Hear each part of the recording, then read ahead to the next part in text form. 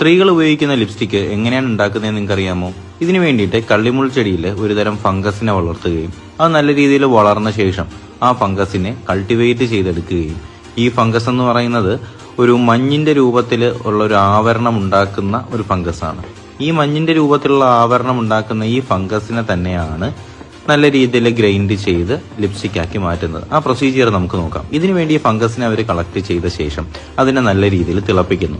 തിളപ്പിച്ച് മാറ്റുമ്പോഴത്തേക്കും ആ ഒരു ചുവന്ന കളർ ലിപ്സ്റ്റിക്കിന്റെ കറക്റ്റ് ആയിട്ടുള്ള ഒരു കളർ നമുക്ക് കിട്ടുകയും അതിനുശേഷം നല്ല രീതിയിൽ മിക്സ് ചെയ്ത് അതിനെ ഫിൽറ്റർ ചെയ്ത് മാറ്റി ആ ലിക്വിഡിനെ അവർ നല്ല രീതിയിൽ തിളപ്പിച്ച് കഴിയുമ്പോഴത്തേക്കും ഒരു സെമി ലിക്വിഡായിട്ട് മാറുകയും ഇതിൽ ആവശ്യത്തിന് വാക്സും ബി വാക്സും കെമിക്കൽസും ഒക്കെ ചേർത്ത് ലിപ്സ്റ്റിക് ആക്കി മാറ്റുകയും ചെയ്യും. ചുരുക്കത്തിൽ ചുണ്ടിൽ ഉപയോഗിക്കുന്ന ലിപ്സ്റ്റിക് എന്ന് പറയുന്നത് ഫംഗസിനെ തേച്ചരച്ചെടുക്കുന്ന ഒരു പേസ്റ്റ് തന്നെയാണ്. പക്ഷേ ഈ ഫംഗസിന്റെ വില എന്ന് പറയുന്നത് വളരെ കൂടുതലാണ്. അതുകൊണ്ട് തന്നെ കെമിക്കൽ ഇല്ലാത്ത ലിപ്സ്റ്റിക്കിലാണ് ഈ തരത്തിലുള്ള ഫംഗസിനെ ഉപയോഗിക്കുന്നത്. നിങ്ങളുടെ ലിപ്സ്റ്റിക് ഉപയോഗിക്കുന്ന കൂട്ടുകാർക്ക് ഈ ഒരു വീഡിയോ ഒന്ന് ഷെയർ ചെയ്ത് കൊടുക്കുക.